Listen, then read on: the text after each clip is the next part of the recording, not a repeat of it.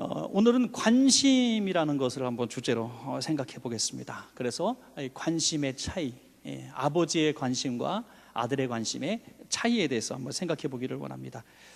여러분, 좋은 일이든지 나쁜 일이든지 그 관심의 집중, 그러니까 얼마나 내가 큰 관심을 갖고 있느냐, 그 관심이 지나치면은 중독이 되는 거죠. 중독. 너무나 관심이 지나치면 중독이 됩니다. 그러면 무엇을 해도 계속 그것만 생각이 나고 또 그 일만 하려고 합니다. 그 중독이, 다른 일을 할 수가 없는 게 중독입니다. 좋은 일이든 나쁜 일이든 말이죠. 아버지의 관심과 어린 아들의 관심은 똑같을 수가 없습니다. 세대 차이 너무너무 크게 납니다. 세대 차이라 그래서 자동차 세대 차이가 아니잖아요. 이건 정말 어마어마한 그 간격, 그 연수의 간격은 어떻게 따라잡을 수가 없습니다. 그래서 조선시대 때에도 이런 글이 있다 그래요. 요즘 젊은이들은 버릇이 없어, 이런 말이 있다 그래요. 그러니까 어느 시대든지 젊은이들은 어른들의 생각을 따라갈 수가 없습니다. 그런데 그 관심의 범주 안에서 우리는 살아가고 그 결과를 먹고 살아갑니다. 지금 우리가 하고 있는 일은 과거의 이 일에 대해서 내가 관심을 가졌기 때문에 지금 우리가 이 일을 하고 있는 거죠. 과거에 이 직업에 대해서 관심을 갖고 있었고 집중했기 때문에 지금 그 직업을 가지고 있는 것입니다. 그 관심을 우연히 어떤 사람이 줄 수도 있고요. 내가 뭘 할까 고민하는데 친구를 만났는데 친구가 이 일을 해봐, 요즘 전망 있는 일이야 하고 소개했기 때문에 처음 들었던 그 일이 관심이 되어서 내 일이 되기도 하고요. 관심이라는 것은 매우 소중한 것이지만은 잘못 들어가면은 내 인생을 망칠 수도 있고, 또 바른 관심을 갖게 되면 내 인생을 아주 아름답게 할 수 있습니다.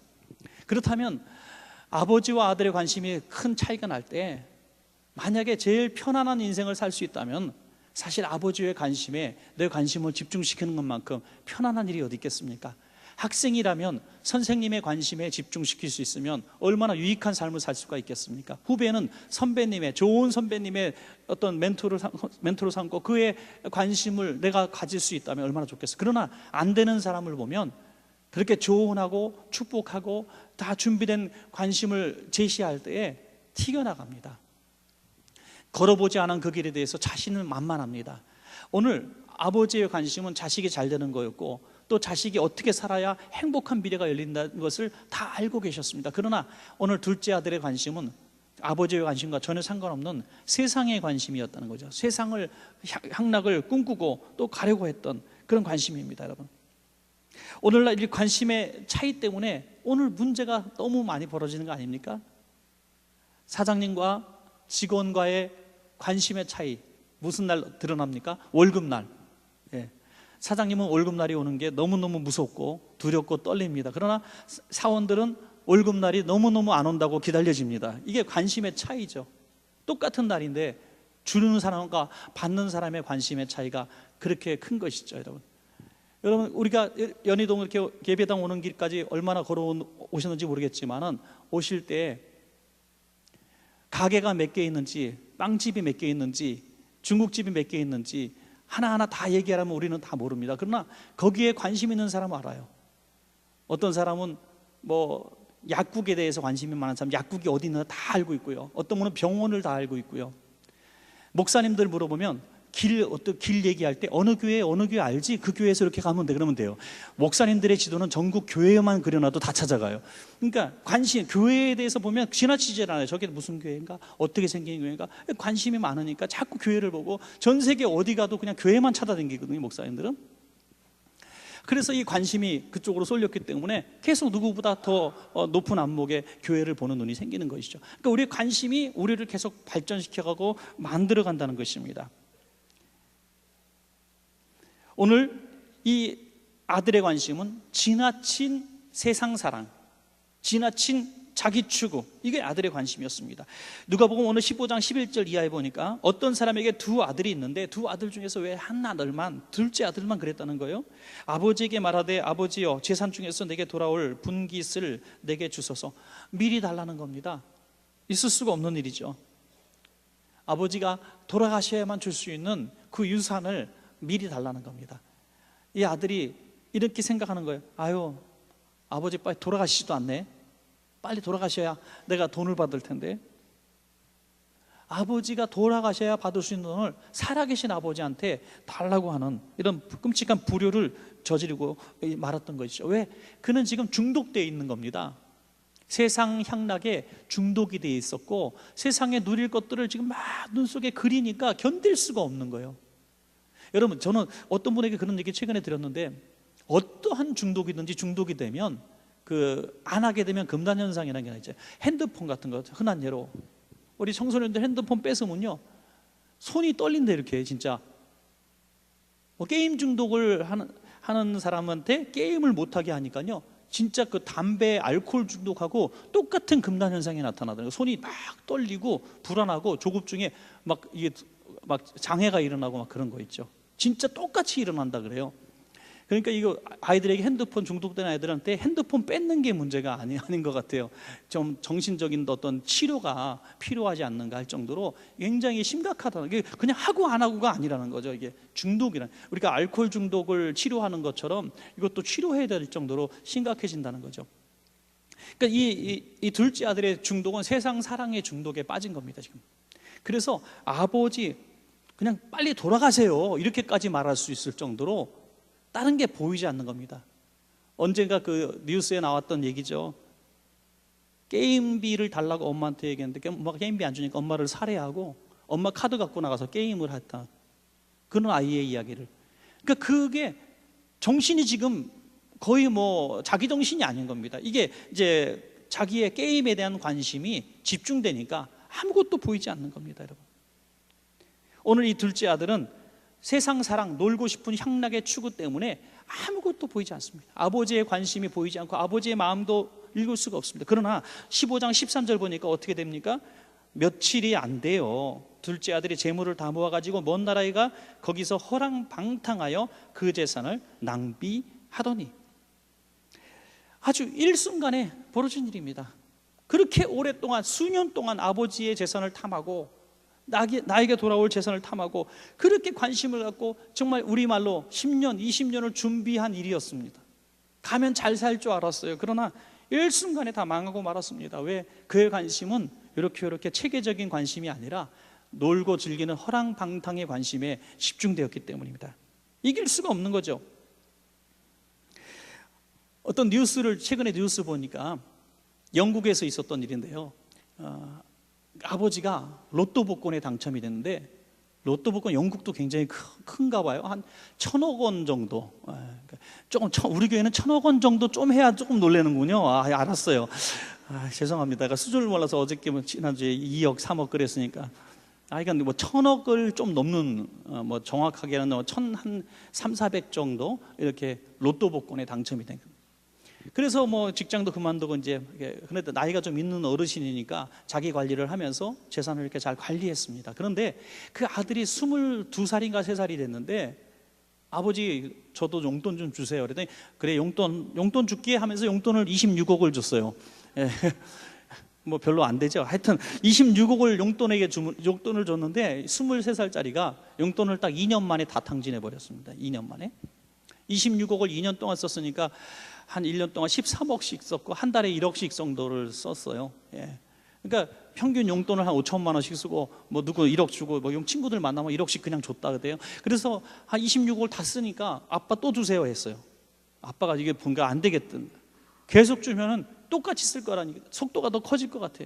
그래서 안 주겠다 이놈아 그랬더니 법원에 소송을 걸었어요.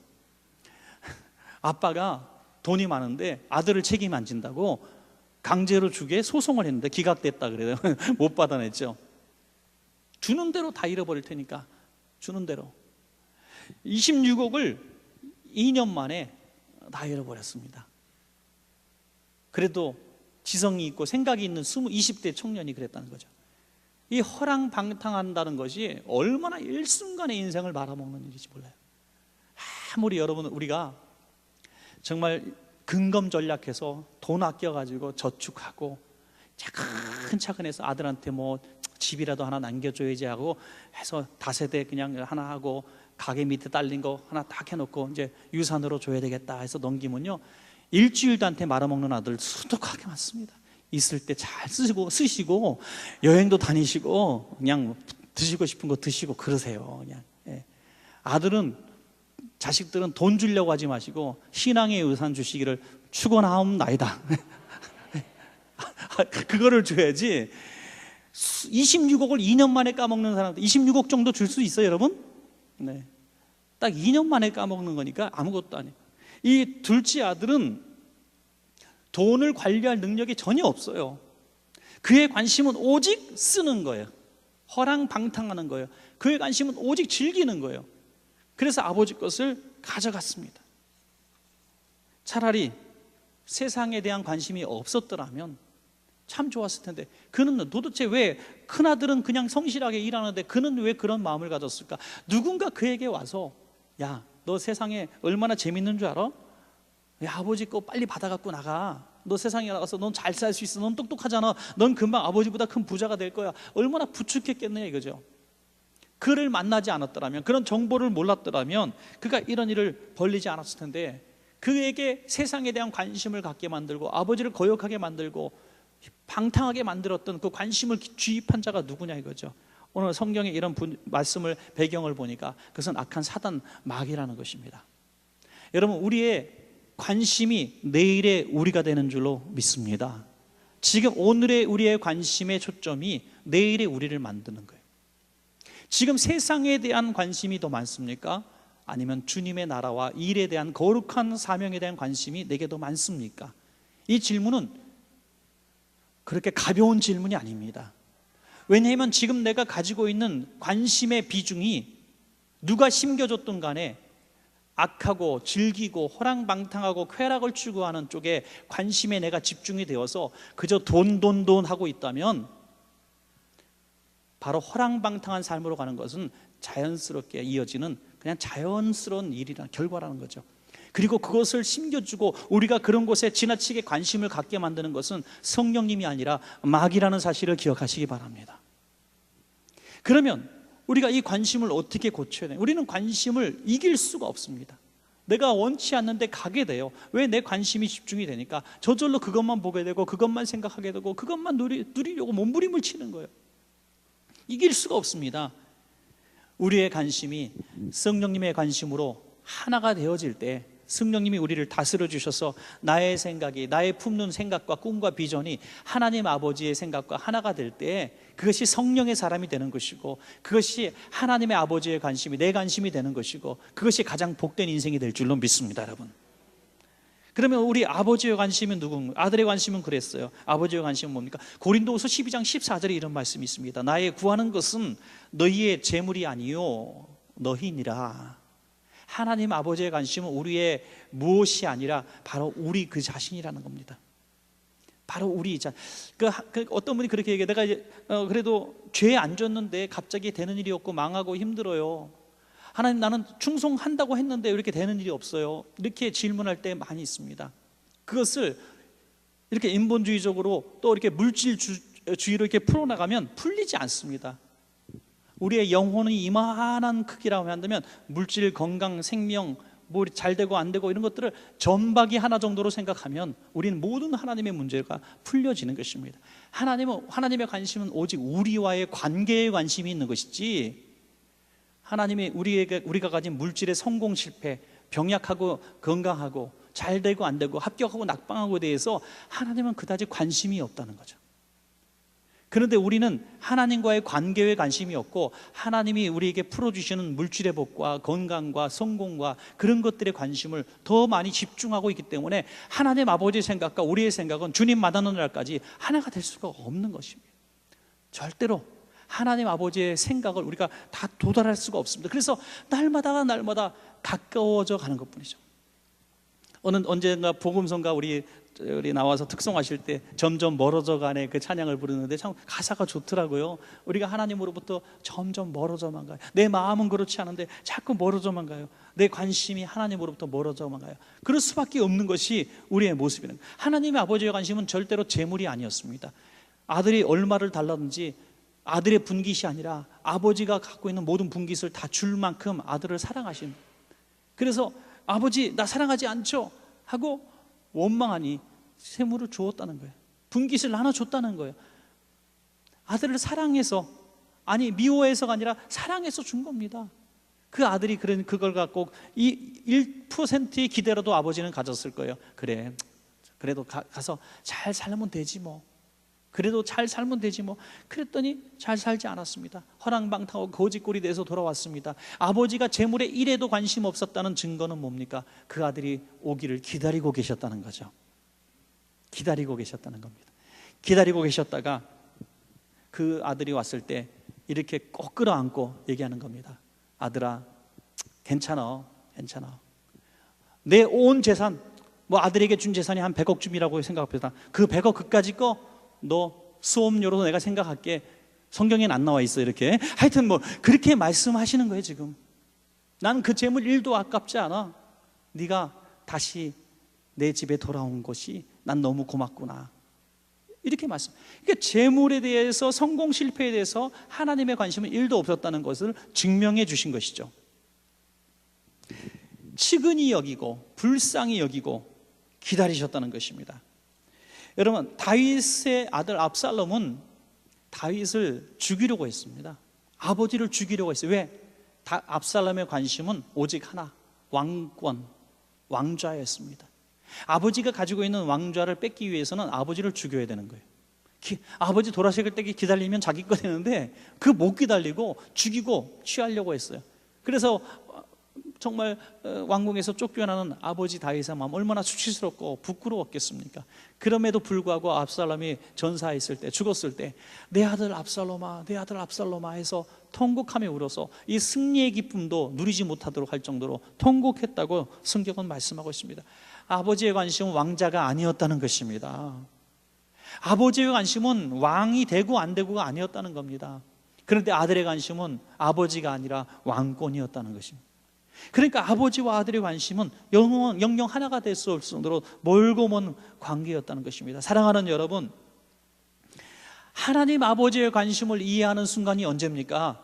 바로 내가 철저히 내 관심이 끝장을 보고 내 관심의 결과가 얼마나 형편없이 끝나는가를 경험해야만 우리가 그 막다른 길에서 돌아서게 된다는 것입니다. 우리는 너무나 미련해서 가봐야 그 길을 안다는 거예요. 가봐야 망해봐야. 우리 성도님들 그런 분들 있어요. 저러면 안 되는데, 저러도 안 되는데, 조금 더 가면 안 되는데. 그런데 그냥 가더라고요. 말을 해도 안 되고요, 권면해도 안 되고, 어떻게 해도 안 되더라고요. 본인이 그것을 바라보고 있으니까, 그 관심에 집중되니까 다른 사람이 말하는 모든 것들을 듣지 않더라고요. 사랑하는 우리 원천가족 여러분, 지금 우리의 관심이 망하는 길로 가고 있음에도 불구하고 다른 것을 보려고 하지 않는 우리의 마음을 주는 것은 악한 마귀입니다. 오늘 이 말씀 들으시고 내가 지금 관심 갖고 있는 부분, 내가 지금 막 달려가고 있는 이 막다른 길로 달려가고 있는 실패의 길이 느껴지신다면, 조금이라도 느껴지신다면 빨리 돌이키셔서 하나님 아버지의 관심에 하나가 되시기를 주의 이름으로 축복합니다. 여러분, 자, 그러면 결론적으로 우리가 끝까지 망하는 길로 가지 않았다 할지라도 회복의 길이 무엇인가 하는 것을 살펴보겠습니다. 회복의 길은 내 관심을 일단 내려놓는 것입니다. 오늘 우리가 일단 내 관심을 한번 내려놓읍시다. 내가 지금 하고 싶은 거, 내가 자녀들을 통해서 이루고 싶은 일들, 내가 가지고 싶은 것들, 내가 지금 자고 일어날 때마다 저절로 생각나는 그것들, 내가 너무나 소유하고 싶은 그 물건들, 한번 그런 모든 관심들을 한번 잠깐 내려놓는 것입니다. 한번 내려놓는 거예요. 없는 것처럼.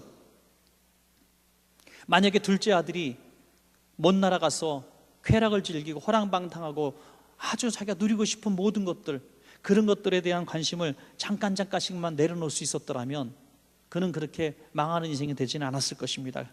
그러나 그는 마치 태워 풀린 사람처럼 그냥 돈을 받아갖고 쫓아가는데 1분도 걸리지 않아요. 그냥 바로 다음날 가버리는 거예요.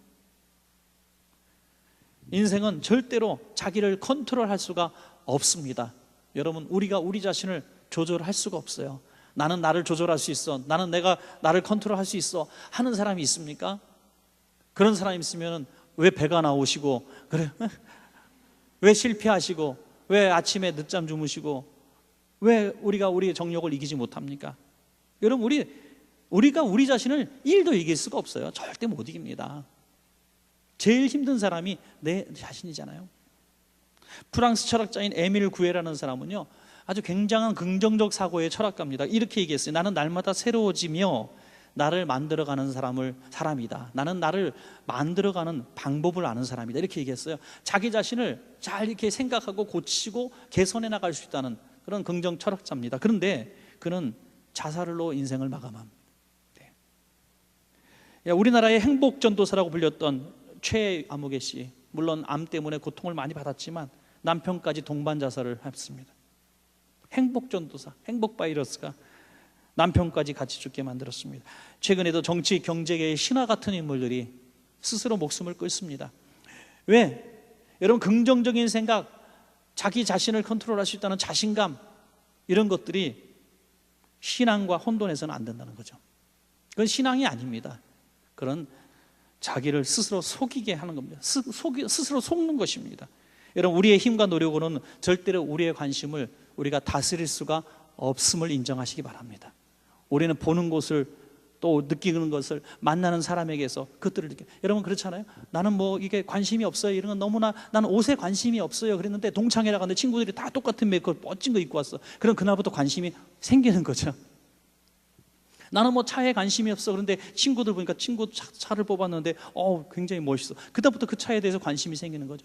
경험하지 않고 접촉하지 않으면 관심이 생기지 않는데 내가 자꾸 접촉하고 만나다 보니까 관심이 생기는 거예요. 그러니까 마귀는 계속 그런 기회를 주는 거죠. 계속 하나님으로부터 멀어지게 만들고 또 하나님의 생각으로 살아가지 못하도록 계속해서 방해하는 거예요. 여러분, 동산 중앙에, 에덴 동산 중앙에 뭐가 있었어요? 선악과가 있었어요. 참 속상해요. 제가 하나님 앞에 좀 묻고 싶어요. 하나님, 에덴 동산을 설계하실 때 여기서 여기까지 한 5만 킬로 정도 되게 만드시고 저 끝자락에다, 낭떠러지 끝에다 선악과 만들어 놓으셨으면 아마 안 먹었을 것 같아요. 10마리도 아니고 목숨 걸고 그거 따먹으러 가진 않을 것 같아요. 그런데 왜 매일 보이는 데 만드셨냐고요. 아침에 일어나도 보이고, 물 먹으러 갈 때 보이고, 사자랑 레슬링 하러 갈 때도 보이고, 매일같이 보여요. 매일같이. 그러니까 점점 보니까 관심이 생기고, 관심이 생기니까 따먹게 되는 거죠. 다 좋게 자기 합리화가 되는 것이죠. 여러분, 그걸 어떻게 내려놓을 수 있느냐, 어떻게 버릴 수 있느냐, 우리의 노력으로 안 됩니다. 성령님, 내 잘못된 관심, 나를 망하게 만들고 이끌어가는 이런 미움, 증오, 또 애정, 좋아하는 것들, 이런 모두 하나님이 원치 않는 관심에서 나를 내려놓습니다. 주님, 저를 해방시켜 주십시오. 이렇게 하나님 앞에 매달려 한번 기도하는 우리가 되기를 원합니다.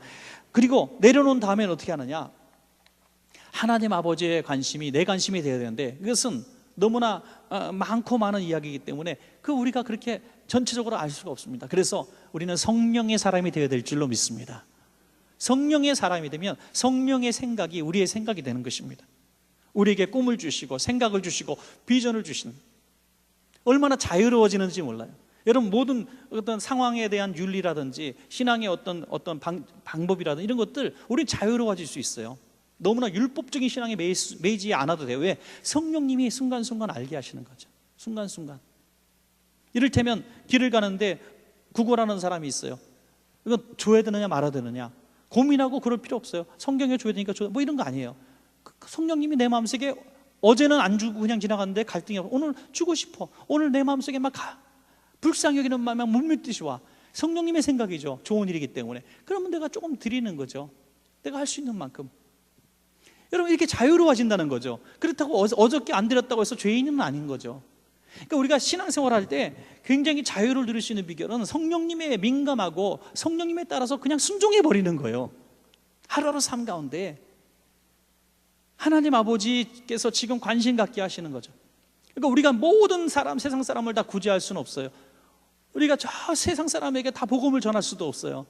오늘 우리가 만나는 사람들, 또 우리가 어떻게 만나도록 어떻게 상황이 만들어져서 친구가 되어지고 동료가 되어지고 공동체 일원이 되게 하시고 이렇게 만나게 하실 때 그 만남을 통해서 하나님은, 성령님이 우리에게 생각을 주시고 꿈을 주시고 또 영혼 사랑하는 말씀 주신다면 순종하면 되는 거예요. 이게 하나님 아버지의 관심이 내 관심이 되는 겁니다.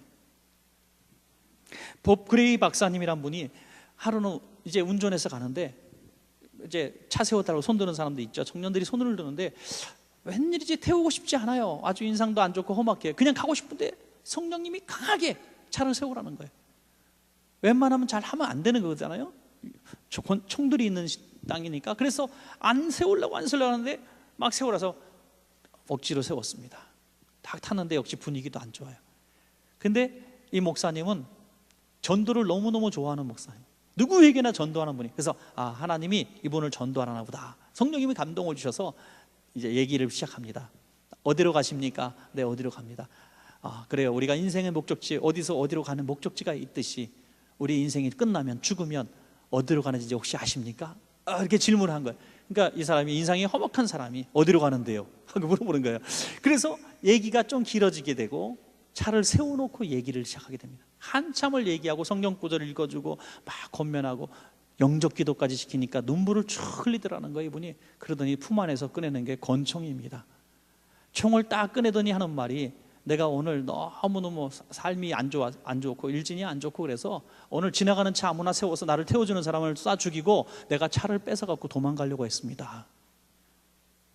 당신을 내가 죽여야 되는데 웬일인지, 당신 어디로 가십니까? 죽으면 어디로 가십니까? 이런 질문을 하니까 내가 당신을 죽일 수가 없었습니다.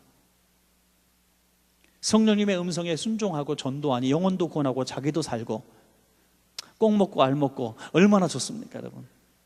하루하루 삶 가운데 성령님이 내 생각과 관심을 집중하도록, 하나님의 관심이 내 관심이 되도록, 하나님의 불쌍히 여기는 사람을 내가 불쌍히 여기고, 하나님이 사랑하는 사람 나도 사랑하고, 그래서 하루하루 삶 가운데 자유롭게 순종하며 살아갈 때 우리는 하나님 아버지의 관심이 내 관심이 되어서 끝까지 행복한 삶을 살게 될 줄로 믿습니다. 마지막 하나는요, 혹시라도 우리가 내 관심 고집 부리다가 실패의 길을 걸었다 할지라도 돌아가면 되는 줄로 믿으시기 바랍니다. 돌아가면 되는 거예요. 여러분, 꼭 경험하지 않아도 될 일들이었어요. 아이들이 자꾸 펄펄 끓는 냄비에다가 자꾸 손을 대려고 하는데요, 그러면 그냥 뜨겁지 않은 정도로 해서 손 한번 대게 해주라는 거죠. 아이고 뜨거워라 그러면 다시는 그거 되지 않습니다. 아마 5살 때 그거 하면은 75세 때까지 우리 엄마는 나를 손을 대어서 죽이려고 그랬어, 이렇게 생각할지도 모르죠. 왜? 뜨거운 맛을 봤으니까 다시는 자기가 안 된다는 거예요. 우리가 끔찍한 어떤 내가 고집 부리고 내가 관심 갖고 참 누구 원망할 것도 없이 내가 걸어온 길에 내가 실패했을 때 우린 참 부끄럽습니다. 그때 많은 사람들이 그거를 자기 합리화를 시킨다 그래요. 그래도 그래, 난 그때 그 상황은 이럴 수밖에 없었어, 합리화를 시킨다 그래요.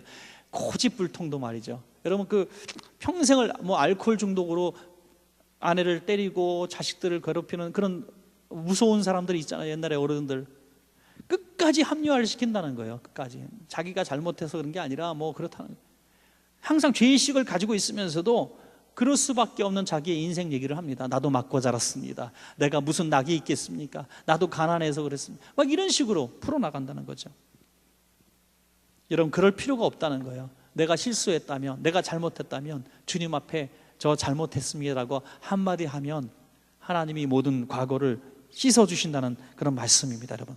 그런데 이런 생각을 한번 해봤어요.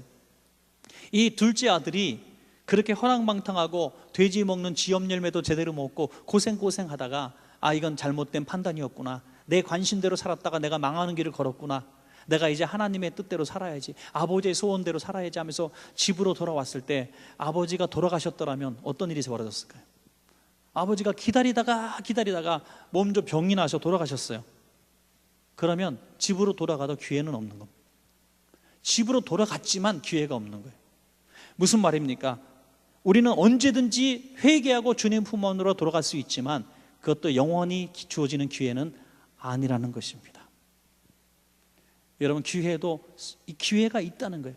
아나니아와 삽비라, 성령님을 속이고 밭 판 값을 감추어 두고 아나니아와 삽비라 둘이 공모했습니다. 신랑이 와서 그렇게 죽어나갔을 때 자기는 살 수 있었습니다. 그러나 그 기회마저 놓치고 말았습니다. 예수님 십자가 돌아가실 때 한편 강도는 구원받았고 또 한편 강도도 구원받을 기회가 있었습니다. 그러나 그 기회를 놓쳤습니다. 베드로도 가룟유다도 주님을 배반했지만 베드로는 그 기회를 놓치지 않았고 가룟유다는 그 기회를 자살로 마감했습니다. 여러분, 우리에게 주님 앞에 다시 돌아가고 내 관심을 내려놓고 주님의 관심대로 내 인생의 비전을 주님 앞으로 돌리고 주님 주신 사명 붙들고 다시 내 인생을 불태울 수 있는 기회가 우리 인생에 몇 시간 남지 않았습니다. 여러분, 믿으시기 바랍니다. 이런 말씀, 오늘 같은 말씀이 내게 혹시 강하게 닥쳐왔다면, 내가 걸어왔던, 고집스럽게 걸어왔던 내 인생의 잘못된 길을 끝까지 가보고서야 돌아오시렵니까? 아니면 지금 하나님 아버지 주신, 내가 10대 때, 20대 때 받았던, 너는 이렇게 살아야 된다고 주셨던 그 꿈들을 다시 잡겠습니까, 여러분? 다시 붙들겠습니까? 하나님 아버지의 생각은 하나님의 말씀 속에, 성령님의 생각 속에 항상 우리에게 말씀하고 계십니다. 다 이제 내려놓을 기회를 놓치지 마시고, 주님이 우리를 안아주시는 시간이 있을 때, 다시 아들의 신분을 회복시켜 주실 수 있는 기회가 있을 때에 우리 주님 앞에 회개하고 돌아와서 주님의 생각대로 살아가 다시 아들의 복된 삶을 사시는 우리 저와 여러분 되시기를 주의 이름으로 축원합니다.